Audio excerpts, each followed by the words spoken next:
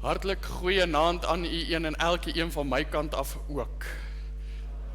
Dit is altyd lekker om in jou eie tuisgemeente te wees. Ek wil regtig vir Tannie Marita en vir die voorsangspan sê dat ek sing nooit so lekker in 'n ander gemeente as wat ek in my eie gemeente sing nie. Dit is altyd lekker. En net so 'n bietjie terugvoering ook sommer daar van Rustenburg se kant af. Dominee Martin was vanoggend weer terug daar in die gemeente gewees. Sy linkerarm is maar nog bietjie swak en lam. Sy een oog ook nie lekker nie. Hy is ook maar nog bietjie geswel. Hy is nog in die rolstoel, maar hy is daarom daar en hy stuur ook sy groete en ook sy dankie sê vir elke een wat vir hom ook bid.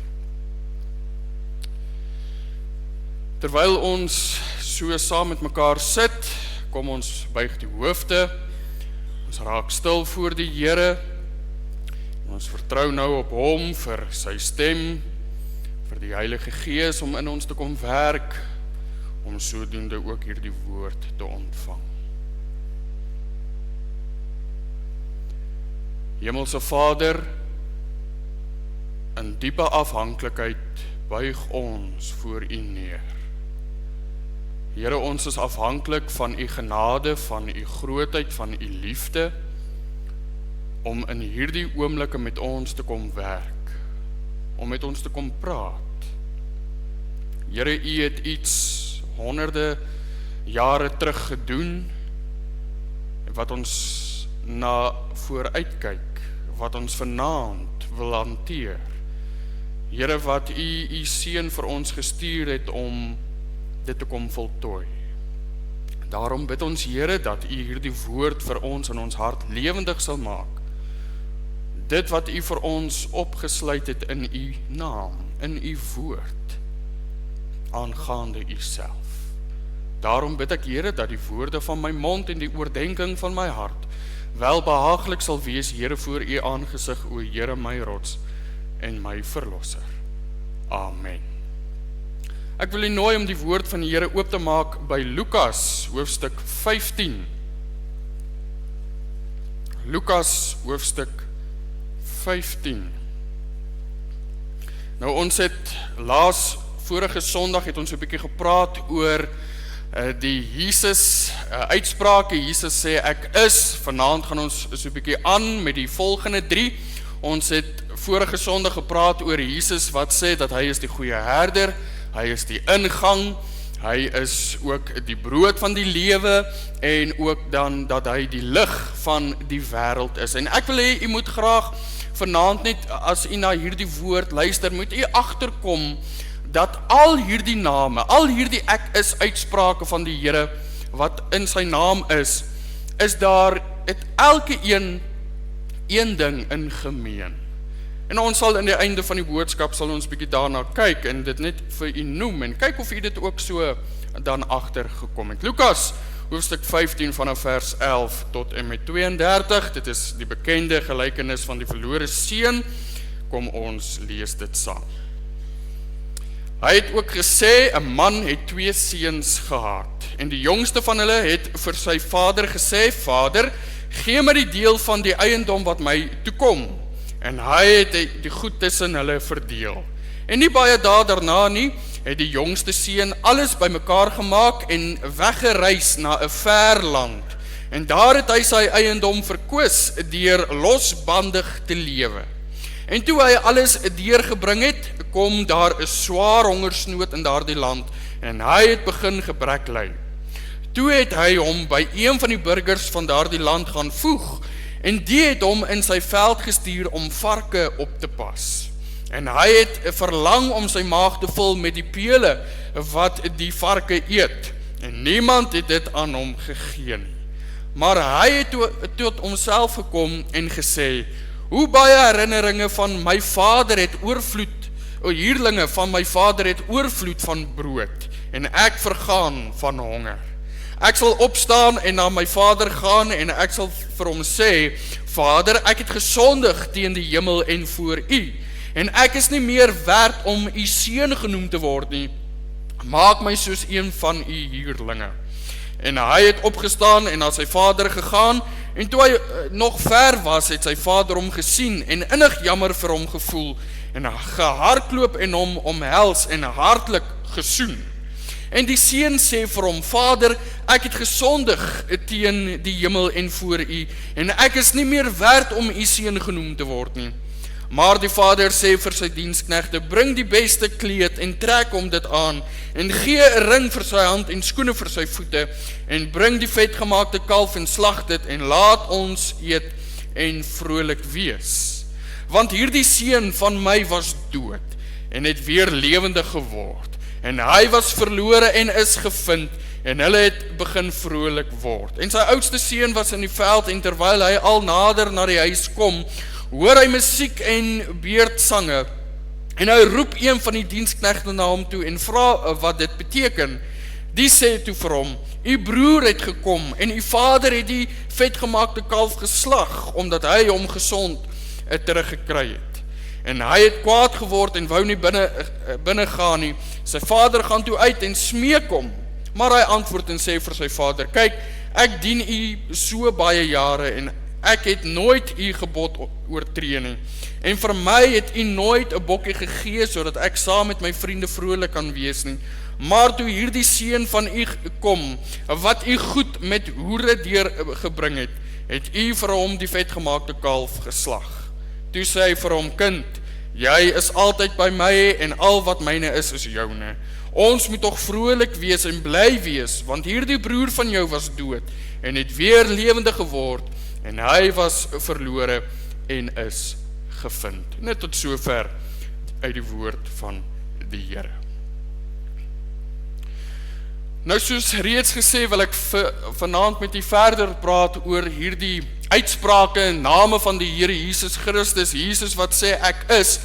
En as jy kan onthou, die vorige keer het ons gesê dat God het dit begin by Moses, lang voor die Here Jesus het God dit reeds vir Moses bekend gemaak wie hy is en wat hy is, deur om net vir hom te sê ek is wat ek is. Jare daarna het die Here Jesus gekom aarde toe en het hy dit kom voltooi. Het hy kom voltooi dit wat God begin het. Toe God gesê het ek is en hoe die Here Jesus gekom het en dan hierdie name as bekendstelling van God kom uitleef het en kom voltooi het. En wanneer ons hierdie gedeelte dan nou saam gelees het van die verlore seun en ons lees van hierdie seun wat eens op 'n tyd 'n ryk erfenis gehad het en hoe hy iewers langs die pad vind ons hom tussen die varke, tussen 'n ander man se varke, moet ons versekerlik dadelik sê dat iewers het iets verkeerd gegaan in hierdie jong man se lewe. En Jesus vertel van 'n pa wat 2 seuns gehad het en die jongste het toe op hierdie dag gekom en hy het sy pa gevra vir sy erfdeel, terwyl sy pa eintlik nou nog lewe. Nou as dit nie 'n rooi vlag is vir die pa nie, dan weet ek nie wat is nie. As daardie seun dalk gedagtenis gehad het, as sy pa sou moet sterf, dan dink ek was hy die eerste een wie hulle moes ondervra. Maar tog vra hy toe nou sy pa om vir hom die erfdeel te gee terwyl hy nou nog lewe, sodat hy op sy eie pad kan gaan, sodat hy kan gaan maak en kan gaan doen soos wat hy wil. En op versoek van die seun doen die pa dit. Hy gee te vir hom sy erfdeel. En terwyl die seun nou in 'n ver land is, ver van sy vaderhuis af is, begin hy hierdie erfdeel van hom uitgee deur om losbandig te lewe. Ons het hier gelees, hy het dit gedeel tussen hoere en hoe hy hierdie erfdeel van hom uitgee en hoe die tyd aanstap, hoe al hoe dunner en dunner begin sy beurs raak. Hoe meer begin sy erfdeel minder word. Gou was die erfdeel uitgeput, soos meeste van ons aan die einde van die maand klaar, finito, jy's platsak. En om dinge nou nog erger te maak, sê die woord van die Here vir ons dat daar 'n groot hongersnood gekom het oor die land.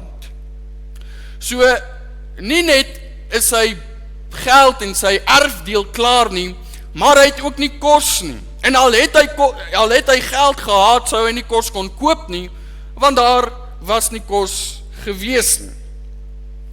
En in sy desperaatheid, in sy hongerheid, in sy swakheid en in sy verlorenheid, gaan hy na 'n burger van die dorp toe en hy vra vir hom vir werk en die burger gee vir hom werk deur om sy varke vir hom op te pas.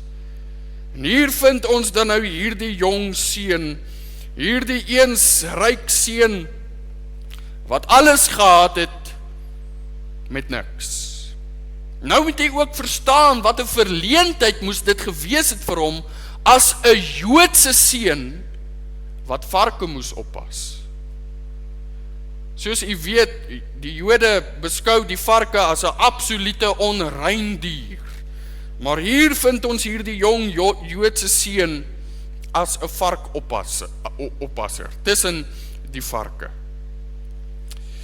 En op 'n dag vind hierdie seun, terwyl hy daar so die varke oppas, dink hy terug aan alles wat hy gehad het. Dink hy terug aan sy vader se huis. Dink hy terug aan hoe selfs die huurlinge van sy vader meer het as wat hy nou het. Dat die huurlinge se maage vol is, terwyl syne skreeu van honger. En hy maak toe die keuse en hy maak die besluit dat hy sal opstaan en na die huis van sy vader gaan en vir hom sê, Vader, ek het teen die hemel gesondig en ek het teen u gesondig. Ek vra vergifnis. So het hy dan gedoen om terug te gaan na sy vader en ons weet, ons het gelees hoe sy vader hom met oop arms ontvang. Ons is baie keer soos hierdie verlore seun, hardkoppig. Ons wil ons eie dinge doen. Ons wil ons eie pad stap. Ons wil graag ons eie weg baan. Ons wil graag ons eie manier van dinge doen. En julle sal onthou wat Jesaja 53 vers 6 gesê het, dat ons het almal afgedwaal, so skape. Want sien, hierdie pad lyk mos tog vir ons lekker. As ons ons eie weg kan maak en ons eie kop wil volg, dan lyk dit vir ons altyd mos maar beter, as ek dit self kan beplan en self kan doen, soos wat die verlore seun gedoen het, maar kyk wat hy opgeëindig, tussen die varke. Tog het hy daarom uiteindelik besef, dat hy moet teruggaan na sy vader se huis toe. Want sien, die pad van sonde lyk baie lekker. Glo my, dit lyk baie lekker.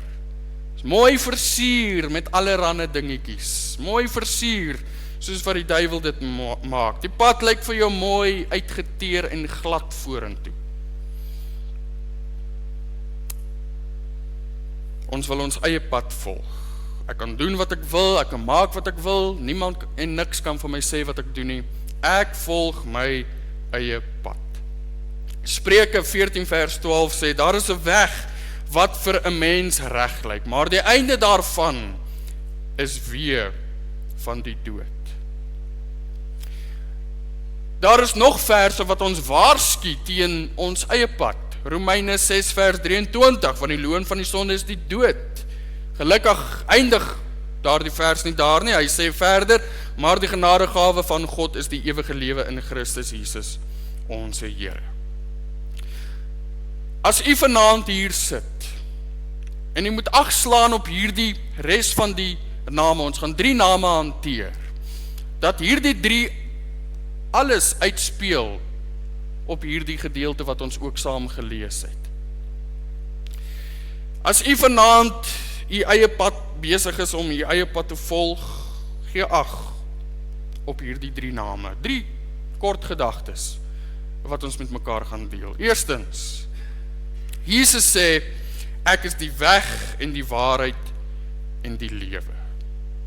Johannes 14 vers 6, Jesus antwoord hom, ek is die weg en die waarheid en die lewe. Niemand kom na die Vader behalwe deur my nie. In hierdie gedeelte vind ons die Here Jesus besig om die disippels te vertel dat hy binnekort ook moet weggaan.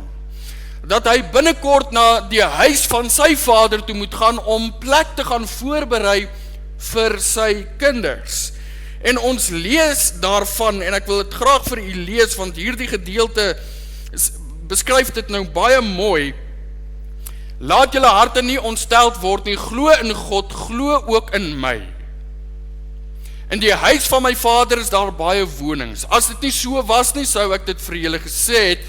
Ek gaan om vir julle plek te berei, en as ek gegaan en vir julle plek berei het, kom ek weer en sal julle na my toe neem, sodat julle ook kan wees waar ek is. En waar ek heen gaan, weet julle, en die weg ken julle. Nou kom Thomas en hy sê, Thomas sê vir hom, Here, ons weet nie waar u gaan nie. En hoe kan ons die weg ken? En Jesus antwoord hom, ek is die weg en die waarheid en die lewe. En niemand kom na die Vader behalwe deur my nie. Hier is die disippels. Hoe lank het hulle al saam die Here geloop en gewandel, alles gesien wat hy kan doen en wie hy is, wat hy verkondig. En Thomas vra hom, Here, hoe kan ons die weg kry? Hoe weet ons dit? Ons weet nie waarheen u gaan nie. En Jesus sê vir hom, Thomas, in my eie woorde nou, het jy dit nog nie raak gesien nie?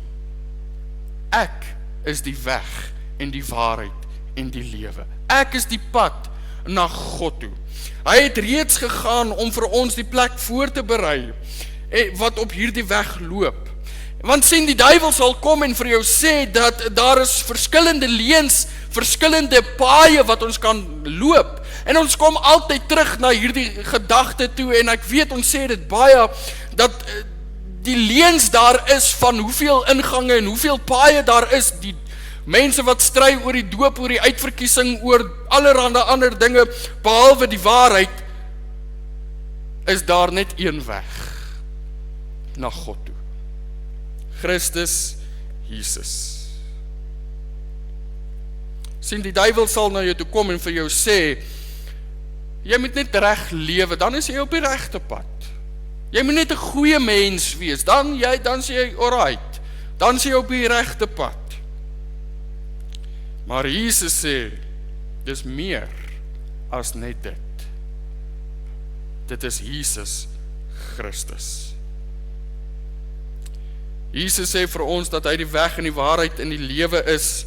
Hy is die voorbeeld wat gevolg moet word. En Jesus kom en hy kom sluit aan by hierdie vraag wat Thomas gevra het van hoe.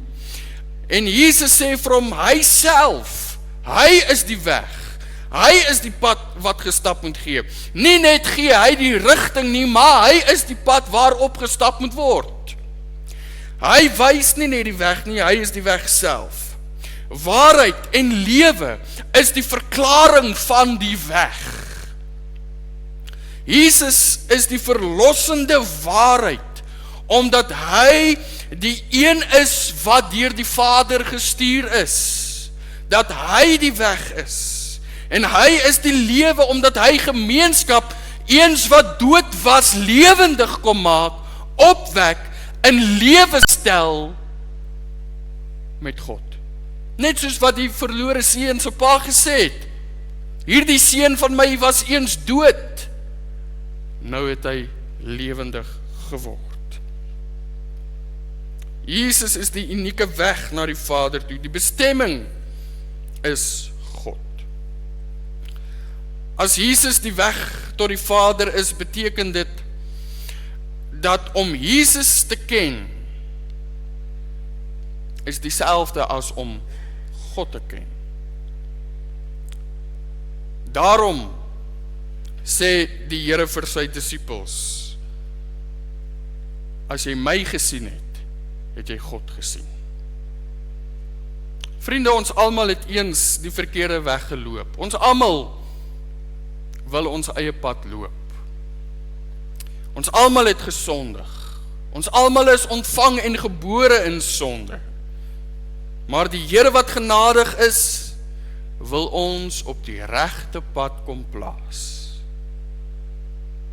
Hy het vir ons die weg gebaan, hy het die weg vir ons oopgemaak, hy het die weg vir ons gemaak waarop ons kan loop. Ons hoef nie 'n weg te soek nie. Ons het klaar die weg, Jesus Christus. Sonder hom sou ons nooit by ons bestemming kom nie. Hy is nie net ons, verskoon die uitdrukking, ons geestelike GPS nie. Hy is die pad waarop ons moet loop. Hy is die weg na die Vader toe. Net deur hom. Sien u hoe sluit Jesus sê ek is die ingang met hierdie gedeelte in, dat hy is die weg en die waarheid, dat daar net een weg is, daar is net een ingang, Jesus Christus. 'n tweede gedagte. Jesus sê ek is die wynstok.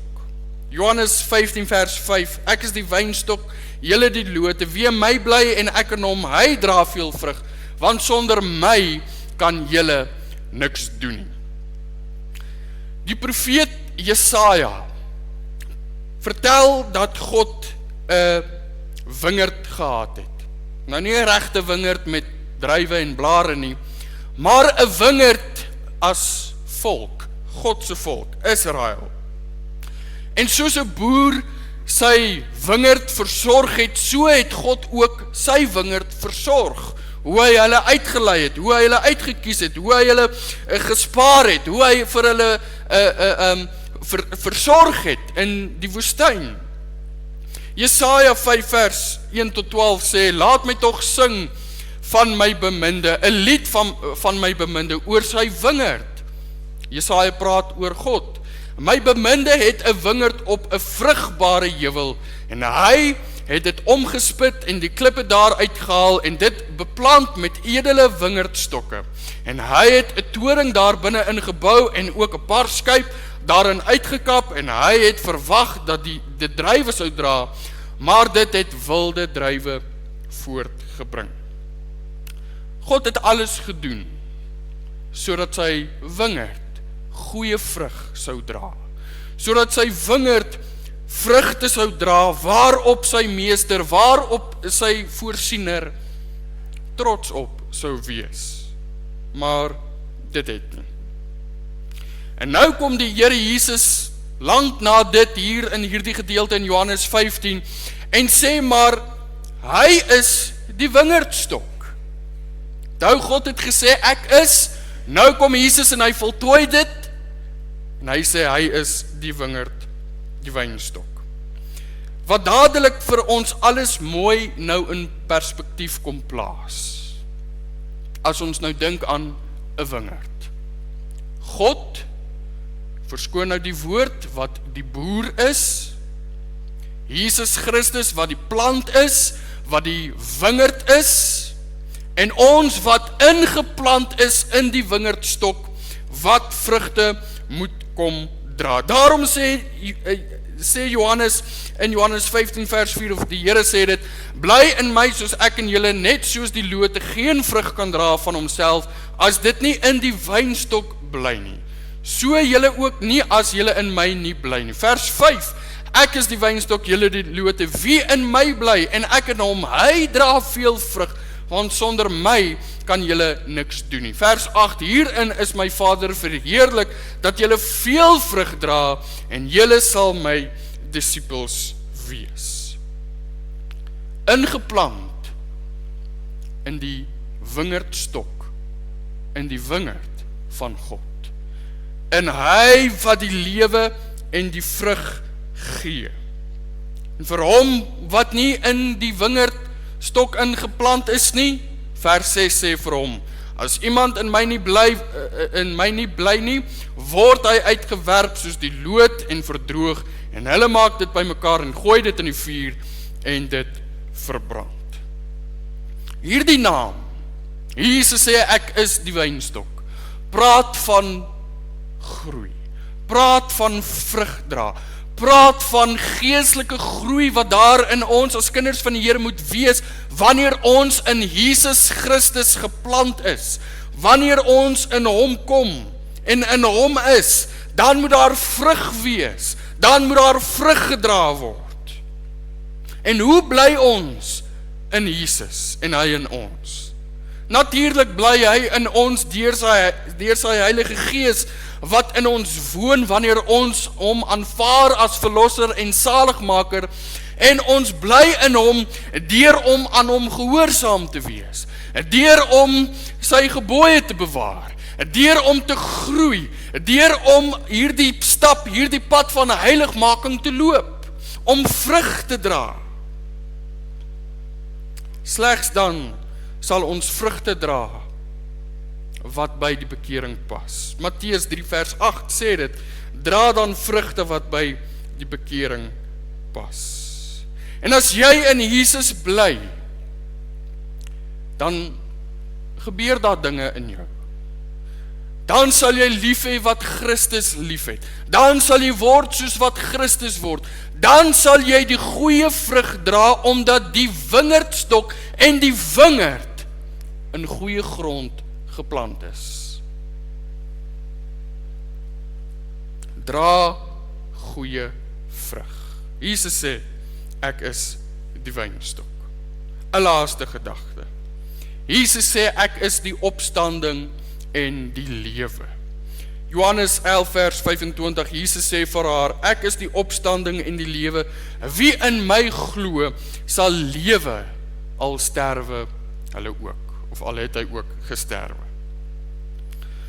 Ons stel hierdie verhaal op van Lazarus, ons ken dit almal, terwyl die Here besig was in 'n dorp waar hy gepreek het en waar hy verkondig het, vind ons hoe Martha en Maria iemand gestuur het om vir die Here te gaan haal, om vir hom te sê dat Lazarus is baie siek. Hy moet kom, sodat hy vir Lazarus kan gesond maak. En toe Jesus hierdie woorde hoor, toe sê hy die volgende aan hulle wat hulle nog nie eintlik verstaan het nie. Hy sê toe vir hulle, hierdie dood is nie tot, of hierdie siekte is nie tot die dood nie, maar dit is tot die heerlikheid van God. Hulle het dit toe nog nie verstaan. Wetende het Jesus toe vertoef, 2 dae lank, in dieselfde dorp waar hy was, voordat hy na Lazarus toe sou gaan. Hy het nog voor dit eers nog na 'n ander dorp toe gegaan. Hy was toe eers nog Judea toe. Daarna spreek hy toe weer met sy disippels en nadat hulle hom gevra het, maar wat gaan ons nou maak? Lazarus is siek.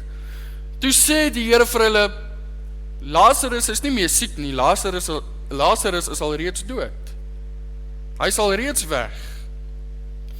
En hy noem ook vir hulle die volgende, hy sê vir hulle, maar hy's my eie woorde nou weer, ek is bly dat ek nie daar was nie. Ek is bly dat ek nie daar was nie. Omdat hy eers God moet verheerlik. Want as Jesus daar was, terwyl hy nog lewendig was, dan sou Jesus hom dadelik gesond gemaak het. Maar Jesus het 'n ander plan gehad. Na dit toe is hulle eers na Lazarus. Daar aangekom, vind hulle vir Lazarus al reeds 4 dae reeds in die graf. En Martha hardloop die Here tegemoet. En sy sê, Here, Lazarus is dood. Hy is al reeds in die graf. En Jesus vra haar iets. En dit is die kruks van al hierdie name eintlik. Ek gaan dit vir u lees. Johannes 11 vers 25 tot 27. Jesus sê vir haar, ek is die opstanding en die lewe, wie in my glo sal lewe, al het hy ook gesterwe. En elkeen wat lewe en in my glo sal nooit sterwe tot in ewigheid nie. Martha, glo jy dit? Sy antwoord hom, ja Here, ek glo dat u die Christus is, die Seun van God, wat in die wêreld sou kom. Martha, glo jy dit? Toe sy vir die Here op daardie oomblik oopmaak en sê, ja Here, ek glo in die Seun van God. Dan lees ons verder Johannes 11 vers 43 en 44. En nadat hy dit gesê het, het hy met 'n groot stem geroep, Lazarus kom uit, en die oorledene het uitgekom, aan hande en voete met 'n grafdoeke gebind, en sy gesig was toegedraai met 'n doek. Jesus sê vir hulle, maak hom los en laat hom gaan. Jesus het die krag oor dood en oor lewe.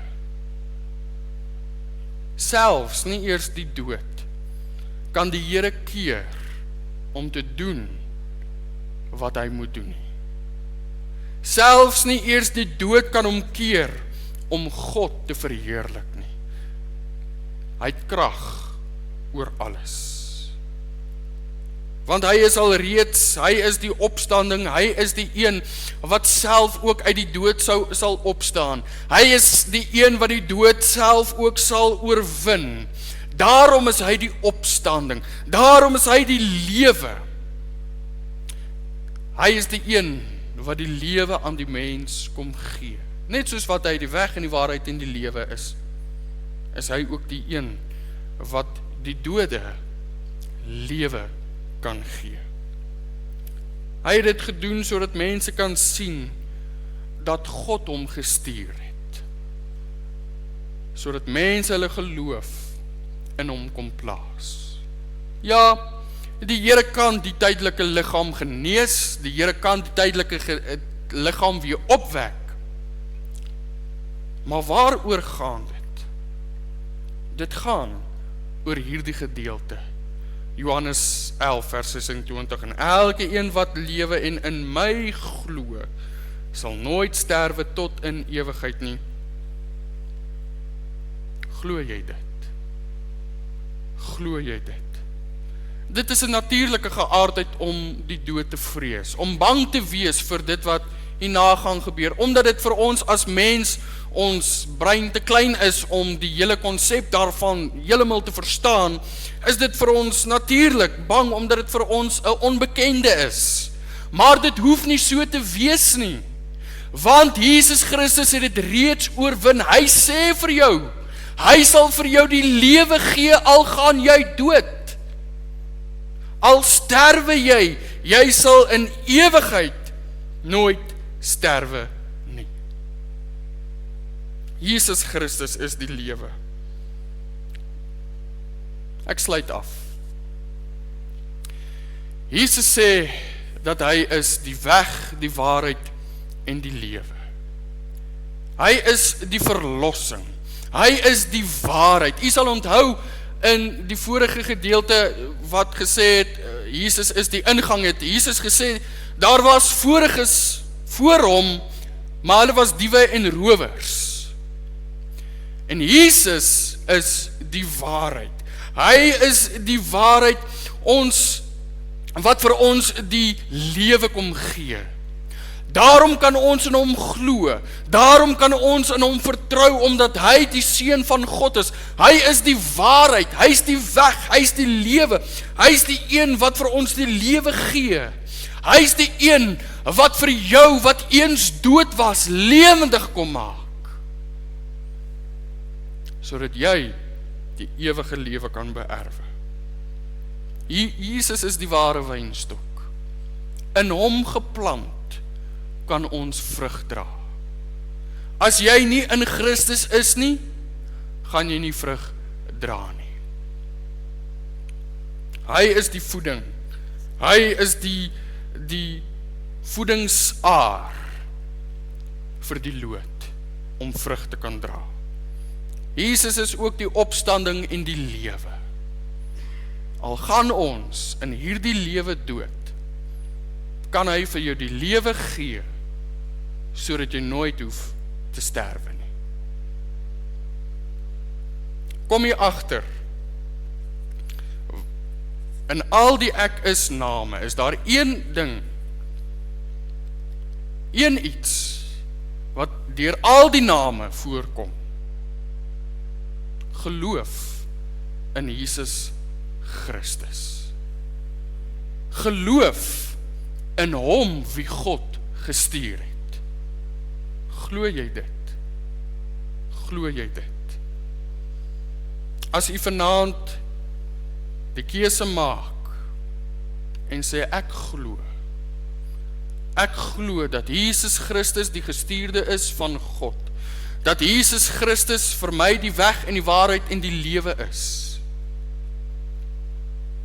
Kom en begin jou reis op die weg wat na die ewige lewe toe lei. Amen.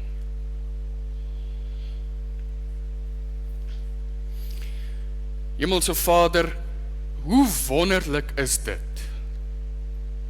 om te weet hoe alles so mooi in mekaar invleg.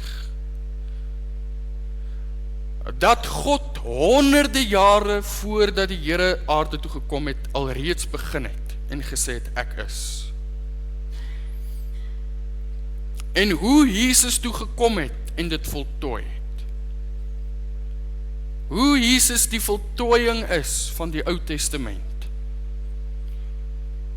Hoe Jesus die middelpunt is van alles. Hoe Jesus gekom het. Hy wie van die begin af, van alle ewigheid af, aan die boesem van die Vader was. Hy het gekom om hom te verklaar. Ja, Here, sonder U kan ons nie.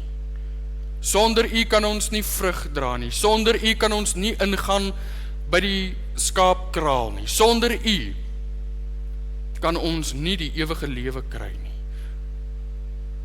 Sonder U kan ons nie lewendig gemaak word nie. Dankie Here dat U vir ons die weg reeds kom maak het. Die weg reeds oopgebou het, sodat ons daarop kan stap.